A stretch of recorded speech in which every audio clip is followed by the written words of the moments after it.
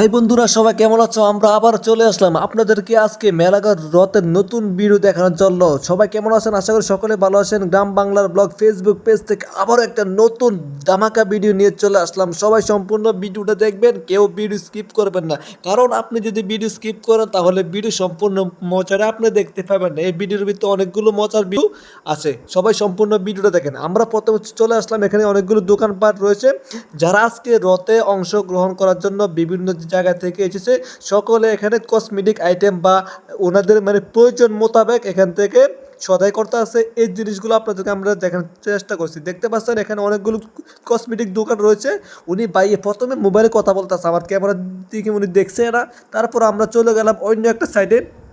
এখানে আসার পরে দেখি শুধু কসমেটিক আর কসমেটিক, এত কসমেটিক দোকান। এখানে আসার পরে আমরা দেখতে পেলাম অনেকগুলো এখানে রয়েছে হান্ডি ফাতিলের দোকান। আরে ভাই, হান্ডি ফাতিলের দোকান আজকে রথের ভিতরে আসলো, এর কারণ কি? কারণ হচ্ছে এখানে বিভিন্ন জায়গা থেকে মানুষ আসবে, এখানে ওনাদের সংসারে প্রয়োজন জিনিসপত্র এখান থেকে কিনে নিবে। এই জন্য এগুলোতে চলে আসলাম। শুধু ফুলের দোকান, ফুলের দোকান বলতে যাদের ঘর সাজানোর প্রয়োজন, এখান থেকে বিভিন্ন রকমের বিভিন্ন সাইজের ছোট বড় পুতুল নিতে পারবেন, ঘর সাজানো নিতে পারবেন।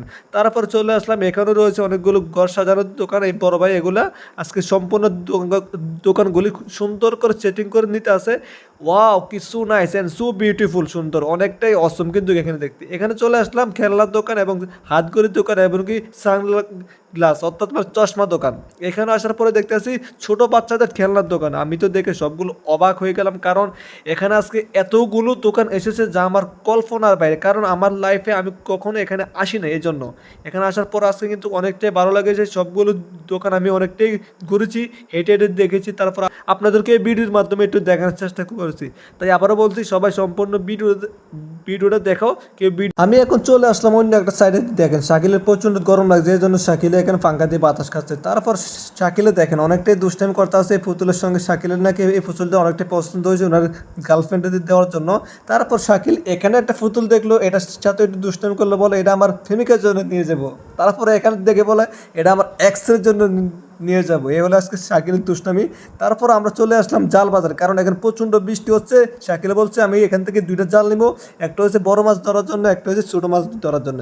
কারণ আমাদের বাড়ির পাশে অনেক বড় একটা লিক আছে, প্রায় 118 খানি। এখানে আমরা প্রতিনিয়ত বৃষ্টি হলে আমরা মাছ ধরি।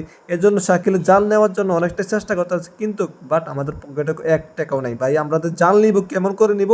আমাদের পকেটে তো টাকাও নেই। শাকিল বলছে কোনো সমস্যা নেই, জাল নিয়ে চলে যাব, মাছ ধরে মাছ বিক্রি করে তারপর আমরা জালের টাকা দিয়ে যাবো। এ হলো আমাদের অবস্থা।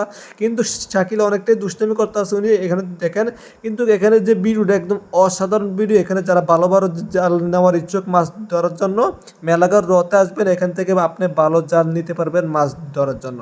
আমরা এখন চলে আসলাম হাঁড়ি পাতিল। এখানে যা রয়েছে, অর্থাৎ কি জানেন, মোড়া রয়েছে, এখানে অনেকগুলি চালন রয়েছে, বেতের যত সমস্ত জিনিসপত্র রয়েছে আপনাদের প্রয়োজন এখানে আসলে অবশ্যই নিতে পারবেন।